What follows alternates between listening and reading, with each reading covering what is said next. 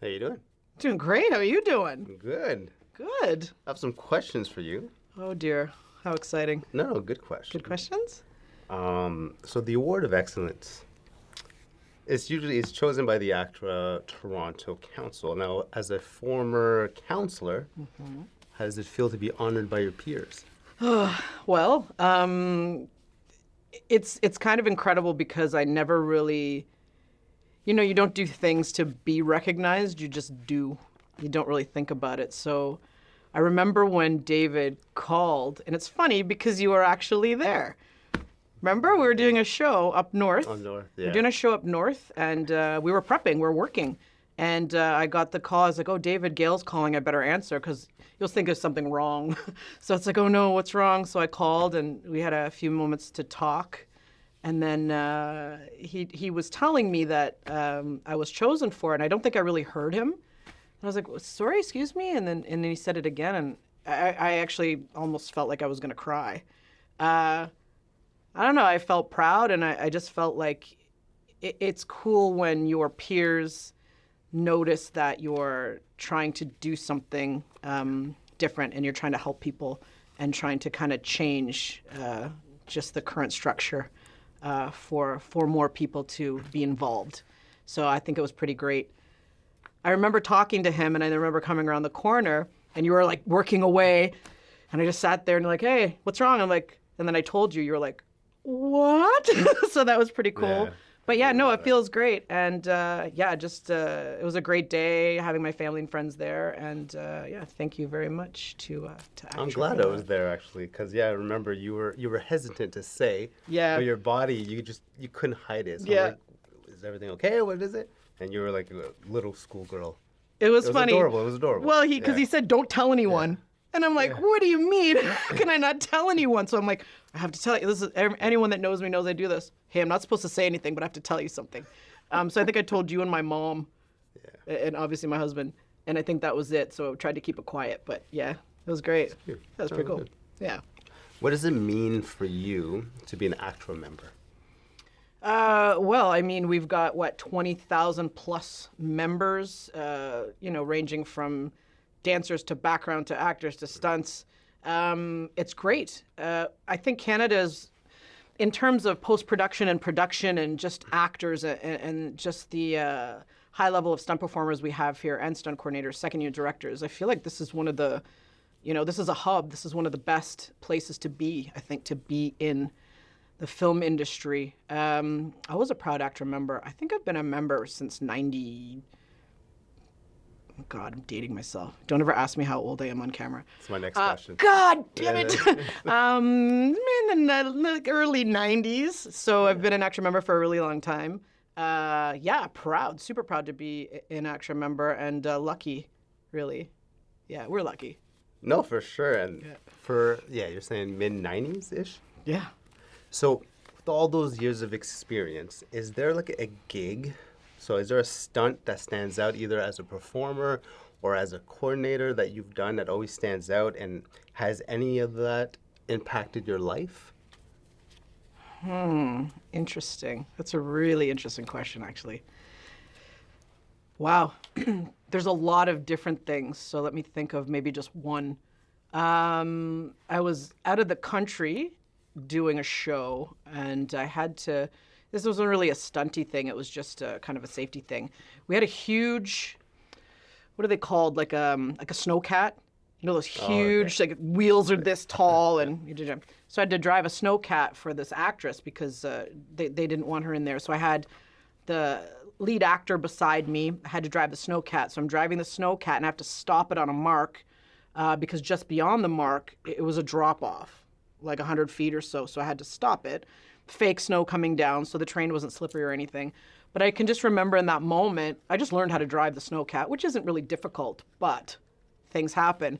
I can remember the actor, Raul Bova was his name, and he looks at me and he's like, he's Italian, so a very heavy accent. He's like, so you know how to drive this thing? And I was like, yeah, it's fine, I'll be good. But he just kept talking to me, and at some point I go, can you just not talk for a moment? And he was like, so I kind of felt bad. But just in that moment, I realized a lot of things. Like stunt coordinators were great. They had sandbags there, and just to see where I was going to stop. But just in that moment, I just realized I'm responsible for another person. If I go over the thing, pray to God, maybe I'll be cool. I'm stunts, whatever. I'm on a seatbelt. But the responsibility that I have with this man who has to be in the shot, and he just met me, and he's relying on me to stop where I need to stop. And I think just the gravity of the situation of, what we're responsible for, because of what I was responsible for in that moment, kind of hit me. And are you saying that's the first time it hit you while you're at work? You're like, wow, I'm responsible for Yeah, other people's lives? it did, because that show was one of the first big shows that I was a lead double on, to have the opportunities to actually do, I think I got my stunt performer reel came from that show. Like I got to do everything. And, I was still kind of coming out of acting, thinking it was all about me still. And I was a little, so I learned a lot. I think I matured a lot on that show. But yeah, just realizing the responsibility that I had and, just thinking about it. Oh, it's tough. No, for sure. No, it's huge responsibility. Yeah. Now, can you share any upcoming projects that may be coming out? I could probably share a little bit about one, but I can't get into details because we'll get in trouble. Because we signed the thing. You signed the thing, right? Which project? Robin Hood. Which You one? want to talk about Robin Hood? Robin Hood. Robin Hood. All right, let's talk about Robin Hood. Robin Hood, the classic, has been reborn. Yeah. That's the tagline. Robin Hood, any y'all out there that know the gentleman's name used to be Little X when he was doing mostly music videos, but now he is Director X. Director X is responsible for so many iconic music videos. Most recently, I think he's up for an award for, what's a Drake video with all the wives? Anyway, Hotline Bling, just all these videos. Anyway, so X is also a really great director, and he and Chris Roberts, who is his partner and writer in this, they reimagined Robin Hood, and Robin is now Robyn. She's a girl. She looks like me a little bit. Actually, a lot smaller, but she looks like me. Meaning woman of color, which is great. So, so we got signed on to do stunts on Robin Hood. Chris Mark joined us to fight coordinate. You did a bit of that as well. And, it was a really, really, it was just an amazing experience to have this diversity in a Canadian, Canadian production. So basically, there's a lot of fighting. There's a lot of... It's just a really exciting show. It's actually coming out on Global, September 27th. Make sure you tune in and check it out. I could talk about it forever. I really want people just to see it and to understand how important it is to have a Canadian show that has a lot of action and it's representing the diverse background that we have here in the city. And this show is set in Toronto. This show is here. It's not trying to look like another city or town. And I think it's just great. We've got some really amazing actors on the show. And I'm just excited for everybody to see it. So September 27th, Robin Hood on Global. Check it out. Check that out. Mm-hmm. When you started up, what career advice would you give your younger self? That's a really, okay. For the acting, for the performing, or for the coordinating, or for directing? That's a good twist. Let's go all three. So let's start with the acting. So what career advice would you give yourself starting through acting? For acting, be yourself. Don't change your hair. Don't try to change too much of who you are to suit what you think the industry wants. A lot of times, especially women of color, people of color in general, even, white people, everyone, you want to change your hair because you think this guy's booked a lot and his hair's a certain way. For women that wear braids or their hair natural or whatever it is, you change your look because you think this is what they're looking for. Yeah. Guess what they're looking for? They're looking for you and your authentic self. They don't want to have 17 people that look the same. So I would say embrace you and what you look like. Stunt-wise, you know what? It came so easy to me because I was such an athlete. Honestly, truthfully, I would have trained more. I would have trained more, and I kind of stuck to the driving and just fights, and I could act. I could do everything at 70 to 80%. Maybe the driving was more, but I would have, if I came back, I would have trained a lot more just to be more at 100 with more things. So that's some advice there. For stunt coordinating, what would I tell myself? I think I would have started a little bit sooner. I always was like, I'm not ready. I'm not ready. I'm not ready. And I got a lot of advice saying, nope, get the shows and we'll help you. So I have to say a lot of you in the community really helped me a lot when I started out. They're like, take the shows and we'll help you. Nice. So I appreciated that. But yeah, I think I would have went for it a little bit sooner. Okay. Right? Yeah. And then That's great. well, yeah, I mean, it's like, what, are you ever going to be ready for anything? Like, what does that mean? Like being ready? Yeah. Doing is the best experience for sure. Yeah. I really like what you said at the end, the advice to become a coordinator, because a lot of people helped you out. Is that, just because it leads into the next question, is that a reason why you mentor individuals? Is it because you wish someone had guided you more, or is it because you had specific people who actually helped and guided you to a coordinating path? Both. So I did have help. Matt Berman helped me out quite a bit. Bronco Rocky obviously helps me out. Marco Bianco, Shaq, like everyone, they kind of, pushed and helped. Shelley Cook, a lot of advice. When I was younger and I didn't get her advice, as I got a little older and understood things, totally got her advice, and I always let her know that, how much I appreciated her advice. I mean, I wasn't taken to be sat down, go to a meeting, shown how to do a stunt breakdown proper. I wasn't shown those things. I was just allowed to be on the sets and watch and learn, and I was given some advice. So the way that I'm doing it now, exactly, I'm like, well, because you're part of this movement with the Collective Action Group. What we're doing now, we have a group of people, and it's like, okay, come on, you're coming to a Zoom meeting. So you can sit there in the Zoom meeting and see how a stunt coordinator talks and what they have to talk about. And then you see the breakdown. How do you do it? Then you see the budget. Well, why would I budget this way? And, I'm adding in the rehearsals, and just to actually see it and be in it. So when you're, called upon to coordinate your own shows, you're ready, and you're not figuring it out there. Yeah. Because then, setting you guys up to win. And yes, there are specific people that I see something in, and it's hard to describe it. Usually work ethic.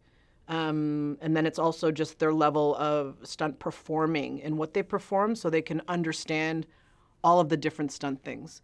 I think a lot of the times, people are either really great drivers, they don't fight that much or haven't done a lot of fighting, or they're mostly just fighters, they don't know a lot about car work.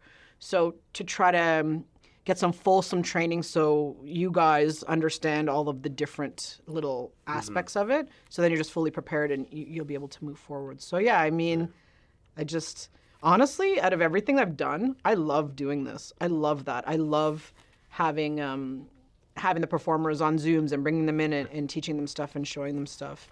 And it's great. Well, I speak for everyone that you've mentored, and we appreciate it. So thank you very much. You're welcome. Because you're very, it's step by step. So then when we get in there, you're always going to get something that catches you off guard, but we're always prepared. So thank you very much. I do appreciate you're welcome.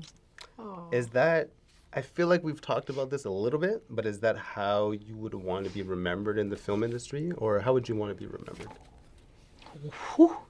I feel like that's such a big an Angelica, and then a branch, and then Or how would you want to be remembered? So we always talk about legacy, and every human being can have their own type of legacy, like what you're leaving behind. You have a son, so you're going to have your legacy through that. You'll also have it through work, though. I don't have any children, so, I think about what am I leaving behind. So, yeah, legacy. I just want all of you guys and the people that I'm training to be able to branch off, and then what I'm leaving behind is like the good work you're doing here and the good work Mariev's doing there, the good work Dylan's doing there, the good work that, that folks are doing. I think that to me is a lot. But honestly, the most important thing, I want people to feel good when they're in my presence. And I want, if somebody's in my presence, I want them to leave either the same as they came in or feeling better or being happier or having maybe a different outlook on something or them being excited about something. I never want someone to leave my presence and not feel good about themselves. Gotcha. Yeah. Yeah, that's fair. Yeah. I like it. How do you deal with failure? You win or you learn. Next question. I mean, it's always a learning, right? You're always constantly Yeah, learning. I mean, joking aside, next question, but it's like we're all going to make mistakes. And this is stunts, and, 3, 2, 1 action. You can rehearse, you can practice, you can hire the best people, you can do it all, and things can go wrong. I think the most important thing is how you handle yourself after. And how you recognize if there have been mistakes, or I don't call them failures, but just things that don't go as per script, things that don't go according to plan. How do you make yourself better for the next time so that's never going to happen again? Sometimes you can't because it is what it is, but just to own it and to have discussions with your team and your people to just to talk through it and just figure out a way to move from it, and everybody learns from it and move on. Next day, let's go and shoot. Yeah. Yeah. Do you have the same, are you inspired by the same people today than you were when you were coming up? Like, who inspires you now? Interesting question. I think I'm inspired more by people who are also helping other people. When you're younger, you're inspired by, wow, that actor was great in that movie. I thought that was cool. Or, oh, I like this designer, a model, like just different things. I think I'm inspired by, obviously Oprah was one of the first people that I saw on TV that made me figure out maybe I could be on TV as well, because she looked like me, and I'd never seen anyone else that really looked like me, microphone talking, doing her thing. I'm inspired by, people like Ava DuVernay, who they're basically her movement, what she's done. She's mentored all of these women of color and BIPOC women to arm them to be able to direct. And I've worked with a bunch of those women that have come through her training, like Demaine Davis, Deborah Kampmeyer. Like, there's a whole bunch of really great women that have come through that. I think there's something to be said about being able to do something and being successful at it, but also being comfortable enough with yourself to be able to share all of that knowledge with someone else and not being worried. I think a lot of the times people don't want to share information or teach people because they think that person's going to take everything now and they're going to be left in the dust. If that's the case, they deserve it. That's fine. That's what you're doing. You're trying to train them to show them everything so they can get their own shows. So I'm just always very inspired by people who are actually kind and are doing that work and like legitimately give a shit about other people and they're helping them. As it should, yeah. I agree. Yeah. I like it. Awesome. Coming up, whether if you're a kid or even today, do you have a favorite genre? Like, what kind of movie or TV show do you gravitate towards as an audience member, not necessarily to work on? What's really funny is because I'm not a trained martial artist like yourself and a lot of people that we work with. Growing up, anything that I could see that had any kind of fights or action, like I loved anything with Bruce Lee, obviously. And I could talk about Enter the Dragon for hours. There's so many different films that I've seen that I think have made me excited and wanting to go, yeah, that was really cool. Maybe, one day and we can do these things and figure out some fights. I really, really love fights. All of anything action I like. I'm not really that much into rom-coms or drama. I get really bored. I love horror films because I just love gore, and shit, blood flying, and blah. So when we get to ones are great too. The cheesy ones are the best. When we get to work on those horror films, it's always great. Yeah, anything horror, anything with action. Also too, I like things with a story. Like we did Clement Virgo's movie Brother, which you worked on as well. And that was just like, that was hard, wasn't it? Yeah. Yeah. Every day being on set, picturing these two young black men, you know, coming of age, and just all the things they had to deal with. And then our actors were so great. So seeing them go through these things on set were difficult. There was one scene where I looked at Clement Virgo and he looked at me. And the last time we looked at each other like that was on Book of Negroes. We had a scene where there were some dummies hanging. And we were out in Shelburne or on the East Coast. And I remember we all came around the corner after lunch because sets were hanging them up. And we walked around the corner, we're all jovial and laughing, and we looked and we saw the bodies hanging. And everyone was kind of like, because that really happened to us. So in that moment, it wasn't really a movie anymore. Yeah, it hits. It hits. So we looked at each other and we're almost in tears, and we just moved on. And there was a scene in Brother. We both looked at each other. I'm like, it feels like Book of Negroes all over again. And he's like, yeah, but these are important stories to be told.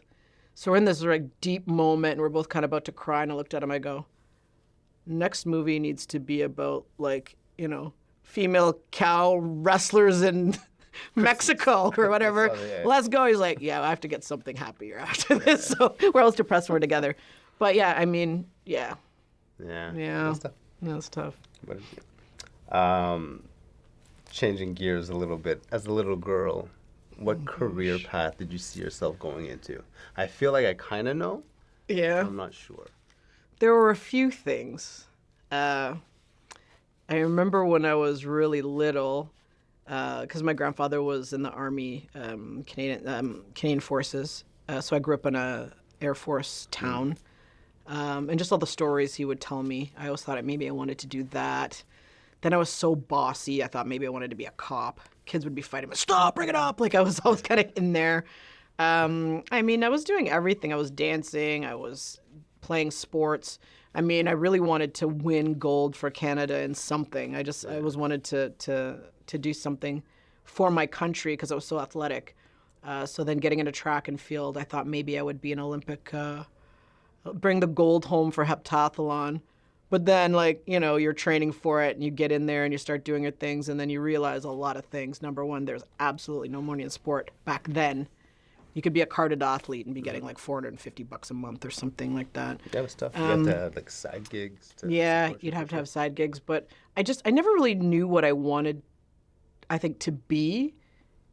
I just knew that whatever it was, I just always felt like I need to do something with my life. I need to do something great with this life I was given.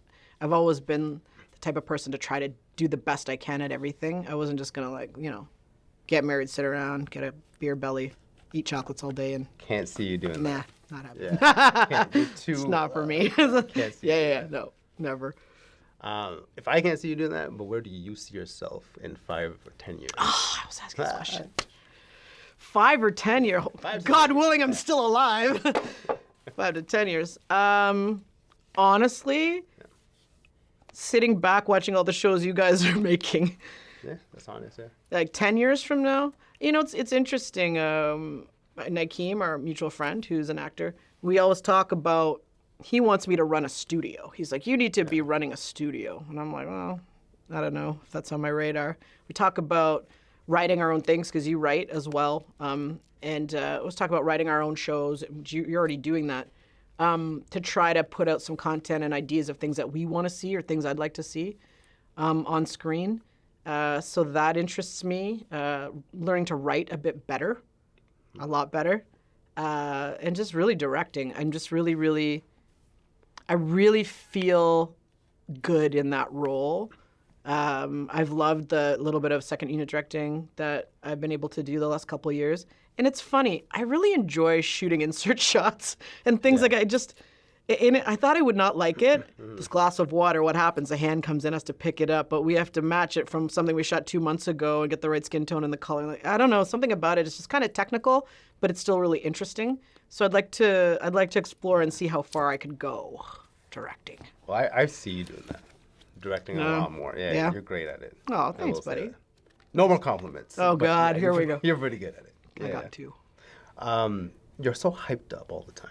Like, why are you so hyped up all the time? What gives you so much energy? You wake up, like, ready to go? Or do you have a motivation that keeps you going day after day, but you're always so energetic? 3 things. Oh, Lord. Ready? Oh, You know one of them. okay. Starts with an S, ends with an S. No idea. Starts with an S, ends with an S. I have no idea. That's the anyway. Starbucks. Oh, okay. They're all trying to get me off coffee because I'm here and then I'm like, it's too much. Okay, guys, somebody get the mask. I'm done. I'm out and I'm grumpy as crap. Yeah, I would have to say it would be an oat shake and espresso in a Tetra cup, but a venti, splash of coconut milk with extra vanilla sweet cream foam. Number 1. That's so specific. It is. Number 2, I'm very ritualistic. I do the same thing all the time, eat the same thing, move the same way, wear the same stuff, make my glass here. I wake up in the morning, I get up, I go into my washroom, boom, I hit my music, and I have a playlist that I listen to in the morning. It's the same songs in a row because in my mind, did that playlist, everything, boom, done, had a great day. It's kind of a motivator. Third thing, you know, I ain't got no time to sit around and just, ugh. If I have downtime, I'm sitting there, I feel like a loser. I need to be doing something. It's even hard to sit there and read a book unless the book is about something that I need for my career or something that Gotcha. like reading a Yeah. book about, I don't know. I just, Like writing or whatever. yeah, Like an educational book. yes, I can see that. that Okay. I can use. I feel sometimes like when I'm on vacation and everyone's like, oh yeah, I'm laying there for a second. Then I get up, I have to do stuff. Yeah. My husband's always like, can we just lay here in the sun and have a drink? I'm like, yeah, I'm going to go check this out. I'm going to go you're get just lay there. Yeah. But what can't. just lay there in the sun?